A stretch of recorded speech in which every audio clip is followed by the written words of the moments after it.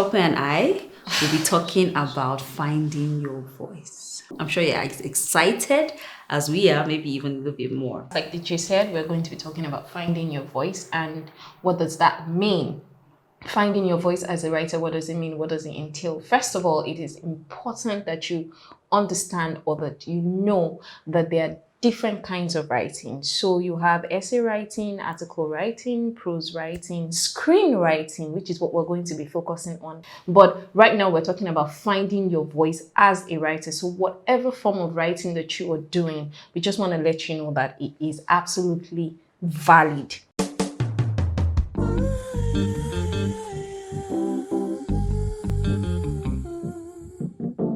So what's important is that your writing is finding expression. So whatever means that you're writing with, you don't have to be a screenwriter because every other person is, or a poetry writer because every other person is. However it is that you are finding expression as a writer, you are a writer and it is valid.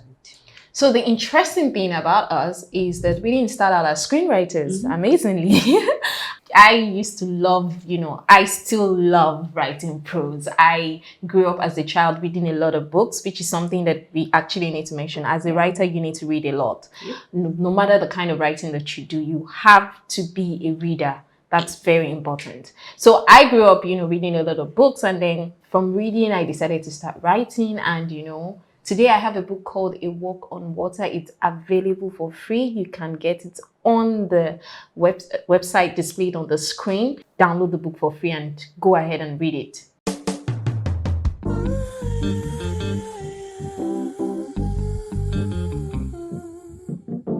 Temitope started out as a prose writer, and surprisingly, I started out as a poetry writer. So I've always loved words. Words are like food for me. So I love when words rhyme.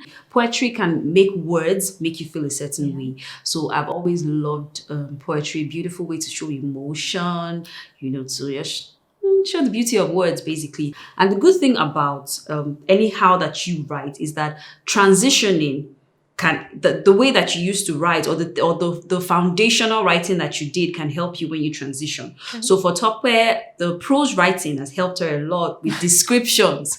So if Tope writes you a slug line or in a script, she would write specific ways, and she can, the way she would describe things, the director knows exactly what we want them to see or we want them to think. And for me, poetry helped with writing catchphrases, writing fun dialogue, coming up with titles. Yes, that's jurisdiction. I don't do titles. Exactly. So coming up with our movie titles, that's me. Yeah. And I think that poetry really, really helped doing that. Yes, it did. So you see that even though we didn't start out as screenwriters, somehow we've been able to transition beautifully well into screenwriting. And so we're telling you today, no matter the kind of writing that you do, prose, poetry, essay writing, article writing, you can be a screenwriter. You only need to know the basics of screenwriting.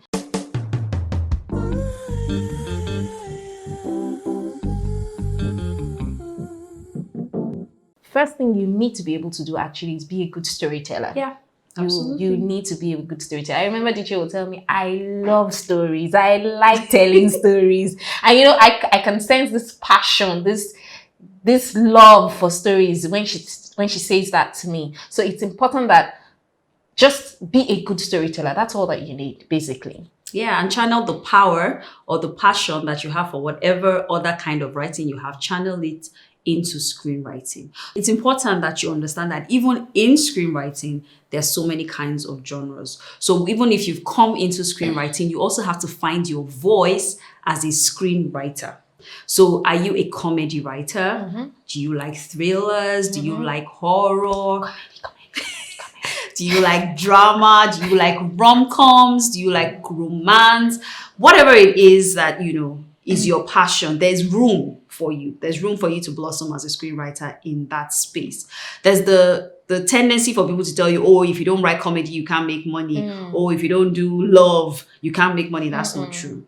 That's not true, right? No, not true. Not true. Absolutely. We have a friend who, the only thing that he writes is comedy. He will tell you, if you give him anything, drama, any other kind of genre, he will tell you, no, I'm not going to do it.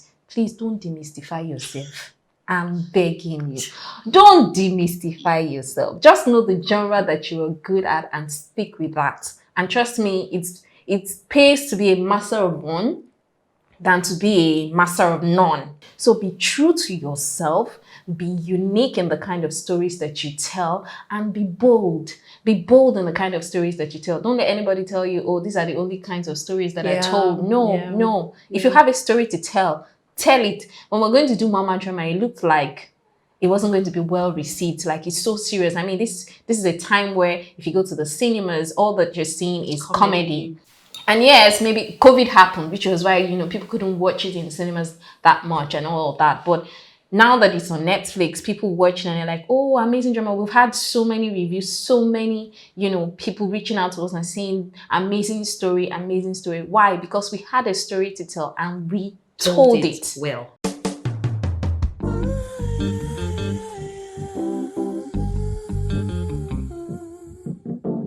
You can have a movie without dialogue successfully. Plotting is the major thing about scripting. Even though we didn't start out as screenwriters, we've been able to transition beautifully well into screenwriting. No matter the kind of writing that you do, you can be a screenwriter. You only need to know the basics of screenwriting. We're going to be learning how to tell amazing stories. The first question is, what is happening? You have a good story, so you need to learn how to draw people in, how to hold them, for how long to hold them before you finally release your ending. Whatever it is whatever your voice is or whatever your passion is, there's a platform for it. There's an audience for it. There's not everybody that wants to laugh. Some people want to cry. Some people want to be scared. Don't let anybody shut you down. Your voice is valid. Whatever genre you decide to work is valid. Find a mentor who's walking that path already. That can really help you to harness it, to also find the market for it, for connections, for referrals, stuff like that. So like she said, we have people who only do comedy. And sometimes if there's some jobs that come to us and maybe we're swamped, we know, okay, this is the person to call. So if you have made those connections and you found your voice, you made those connections, the doors will open to you. So what we're basically trying to say is, don't try to be somebody else. Don't lose your voice because they're saying this is more marketable. Don't do anything just because everybody is saying, oh, that's what or don't even feel bad when somebody critiques your work and says it's no good. It might just be the person isn't an expert in that. Yes, so exactly. We had a situation like that actually, where we wrote a script and we waited for the producer. She said she liked it. It was okay. It was what she wanted. We had interpreted it. Afterwards, she reached out to us again and said, that she gave it to, I don't want to mention names, but she gave it to some popular director, and the guy said it was no good, it was no something, and they were like, okay, it's no good, but do you like it? Is this what you want? Is this what you wanted your story to be? And she's like, yeah, but I really respect this person. He said it was no good. So she didn't get back to us again, and we didn't know what's up. And then maybe a few weeks down the line, somebody in a distribution house reaches out to us and said, I read a script that you guys wrote. Oh my God. She said she was on a plane when she read that script. She didn't even check the names or she didn't bother to look at who wrote it. She read it first. It was after she was like, who wrote the script? And then she checked and she saw her name and she was like, oh my God, let me reach out. She said she couldn't wait to calm down because she was so excited about that script. It just made us realize that just because somebody says, it's no good. Doesn't mean. So what actually happened was that director isn't a comedy person, or it's not really about romance and comedy. The guy was just thinking, where's the action? Where's this thing's not popping, just because that's not the genre he's used to, or he's not passionate about that. So that was exactly what happened in that condition. We're not saying that there's sometimes the critique of God and it's not good on him. Sometimes it's not really good. It's not really good. Go back and check again. But in some situations, it's just because the person doesn't have an appreciation for that kind of drama. If you don't want to write slapstick, there are people who enjoy they appreciate that. So just find your voice, find your niche, find your platform, and express yourself. Yeah. So I think another example that I also wanted to make is Namaste Wahala, where, and I would like for you to talk about that because, you know, I know that a lot of people reached out to you. Nobody reached out to me to say that anyway. But I know They're that afraid of you. it's fine. I know that a couple of people reached out to you and they talked about, oh, Namaste Wahala is so cheesy. That's the word. It's so cheesy. She's the girl who I want to marry. Are you serious? This is not gonna happen. You bring me an Indian?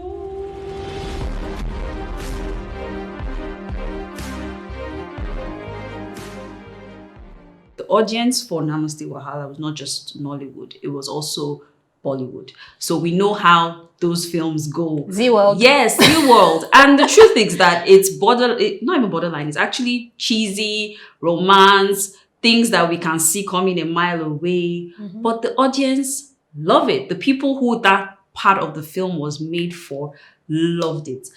So I don't think we should, you know, it was fair for people to be quick to say, oh, we didn't like it, we saw it coming. They just jammed in the at the beach and then they love sparks. It's the genre.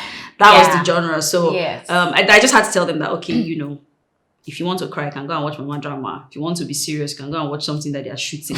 But you see this one, yes, people are going to hit themselves at the beach and fall in love. People are going to see themselves the first one-on-one and say, I want to marry you. It's just the genre, and the people who are the audience for that, they really, really loved it.